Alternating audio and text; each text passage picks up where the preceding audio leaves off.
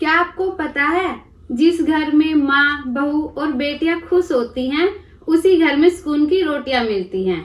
चलो इस बात को साबित करने के लिए आज मैं आपको एक छोटी सी और सच्ची कहानी सुनाती हूँ कि एक बार किशोर नाम के एक व्यक्ति ने अपनी पत्नी के गुजर जाने के बाद अपने दोस्तों के साथ सुबह शाम पार्क में टहलना, गप्पे मारना और पास के मंदिर में भगवान के दर्शन करना, इन सबको अपनी दिनचर्या बना लिया था।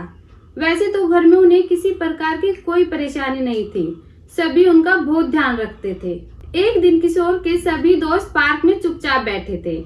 उनके एक दोस्त को वृद्धाश्रम भेजने की बात से सभी दुखी थे। तभी चुप्पी को तोड़ते हुए किशोर ने अपने दोस्तों से कहा, आप सब हमेशा मुझसे पूछते थे कि मैं भगवान से तीसरी रोटी क्यों मांगता हूँ। चलो आज बता ही देता हूँ।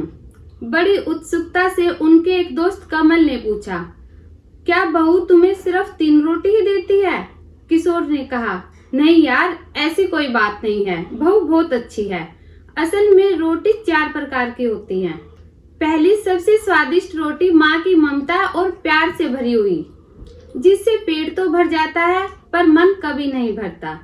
यह सुनकर एक दोस्त ने कहा, 16 आने सच कहा तुमने, पर शादी के बाद माँ की रोटी कम ही खाने को मिलती है। फिर किशोर ने बोलना शुरू किया, दूसरी रोटी पत्नी की होती है, जिसमें अपनापन और समर्पण का भाव होता है, जिससे पेट और मन दोनों भर जाते हैं। एक दोस्त ने कहा, क्या बात कही है यार, ऐसा तो हमने कभी सोचा ही नहीं। तभी एक दोस्त ने सवाल किया कि तीसरी रोटी किसकी होती है? किशोर ने कहा, तीसरी रोटी बहू की होती है, जिसमें सिर्फ कर्तव्य का भाव होता है, जो कुछ कुछ स्वाद भी देती है और पेट भी भर देती है और इंसान को वृद्धाश्रम की परेशानियों से भी बचाती है। थोड़ी देर के लिए वहाँ चुप्पी छा गई। चुप्पी को तोड़ते हुए एक दोस्त ने पूछा, लेकिन ये चौथी रोटी कौन सी है? किशोर ने कहा, चौथी रोटी नौकरानी की होती है, जिससे ना तो इंसान का पेट भरता है और ना ही मन तृप्त होता है, और स्वाद की तो कोई गारंटी ही नहीं है। यह सुनकर सबने एक साथ कहा, तो फिर हमें क्या करना चाहिए? किशोर ने कहा, माँ की हमेशा पूजा करो, पत्नी को सबसे अच्छा दोस्त बनाकर अपना जीवन जियो, बहू को अपनी बेटी समझो और उसकी छोटी मोटी गलतियां नजरअंदाज कर दो। बहू भी खुश रहेगी तो बेटा भी ध्यान रखेगा।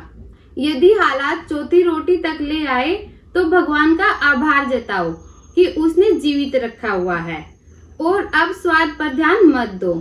केवल जीने के लिए थोड़ा कम खाओ ताकि आराम से बुढ़ापा कट जाए। बड़ी खामोशी से सभी दोस्त सोच रहे थे, वाकई हम कितने खुशकिस्मत हैं। तो हो गई ना वही बात कि जिस घर में माँ, बहू और बेटियां खुश होती हैं, उसी घर में सुकून की रोटियां मिलती हैं। आप सबसे मेरा बस यही अनुरोध है कि माँ, बहू और बेटियों का सम्मान करें और ऐसा कभी न होने दे कि आपके माता पिता के मन में कभी भी वृद्धाश्रम का ख्याल आए, क्योंकि जिस दिन माँ बाप के मन में वृद्धाश्रम का ख्याल आ गया तो समझ लो आपका जीवन व्यर्थ है। राधे राधे।